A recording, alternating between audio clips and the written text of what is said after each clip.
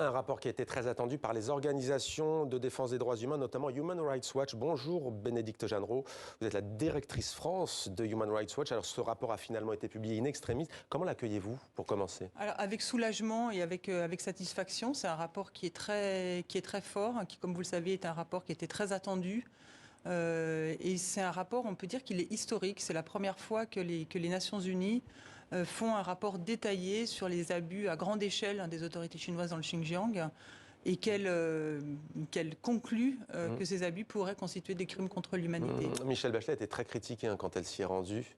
Oui, en fait, le voyage, le déplacement de Michelle Bachelet était très critiquable, puisque tous les aspects de ce voyage étaient contrôlés par les autorités de Pékin. Les déclarations que Michelle Bachelet avait faites à l'issue de son voyage étaient aussi extrêmement problématiques, puisqu'elle accréditait un certain nombre de narratifs, hein, des autorités chinoises. Donc ça a créé encore plus d'insatisfaction et peut-être encore plus d'attentes.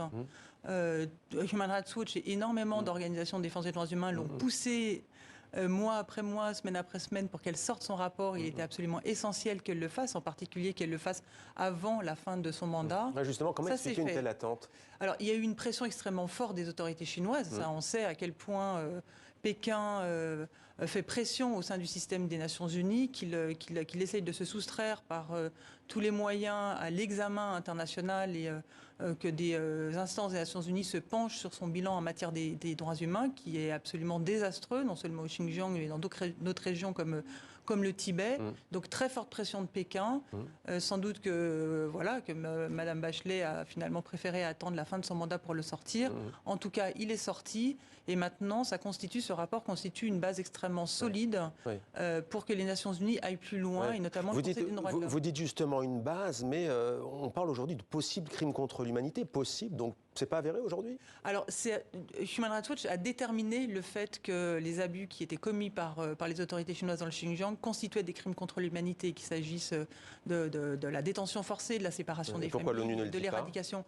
Peut-être qu'elle fait preuve de prudence, mais en tout cas, le mot est prononcé. Et le mot génocide n'apparaît pas? Le mot génocide n'apparaît pas, mais alors, elle utilise le conditionnel pour crime contre l'humanité. Donc effectivement, mais vous l'utilisez à Human Rights Watch? Alors, nous ne sommes pas arrivés à cette détermination-là. On n'est pas arrivé à prouver en fait l'intention génocidaire, ce qui ne veut pas dire qu'on ne le fera pas si des preuves de cette intention. Les États-Unis l'ont déjà fait, les députés français et une dizaine de parlements. Alors, il y a des entreprises du textile qui se sont engagées à ne pas utiliser du coton qui provient de cette province du Xinjiang, d'où provient une grande partie de la production mondiale. Est-ce que vous appelez ce soir au boycott des multinationales accusées de recel de travail forcé? Alors, on appelle en tout cas à ce qu'il y ait des mesures qui soient beaucoup plus fortes, qui soient faites en direction des entreprises, qu'il s'agisse des entreprises qui travaillent sur l'habillement, donc sur l'utilisation de coton. C'est impossible en fait pour une entreprise aujourd'hui de mettre en place les différents principes des Nations Unies sur la diligence, puisque tout est contrôlé par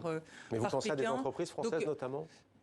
On ne travaille pas, nous, directement sur le sujet, mais en tout cas, il y a une plainte qui a été déposée récemment, une enquête qui a été ouverte par le parquet de Paris, qui vise quatre groupes d'habillement, dont un groupe qui représente des entreprises françaises. Et dernièrement, en quelques secondes pour finir, que demandez-vous concrètement ce soir après ce rapport? Et la suite, c'est quoi en fait? Alors la suite, c'est que le Conseil des droits de l'homme ouvre sa prochaine session. Le Conseil des droits de l'homme des Nations Unies ouvre sa prochaine session en septembre. Il faut que ce rapport soit officiellement présenté devant le Conseil des droits de l'homme et qu'il y ait un mécanisme d'enquête qui soit mis en place pour réunir des preuves, pour désigner les responsables et pour engager un certain nombre de voix pour que les responsables de ces très graves abus, de ces crimes contre l'humanité, répondent de leurs actes. Merci beaucoup Bénédicte Jeannereau. Vous êtes directrice, je le rappelle, France de Human Rights Watch. Merci à vous.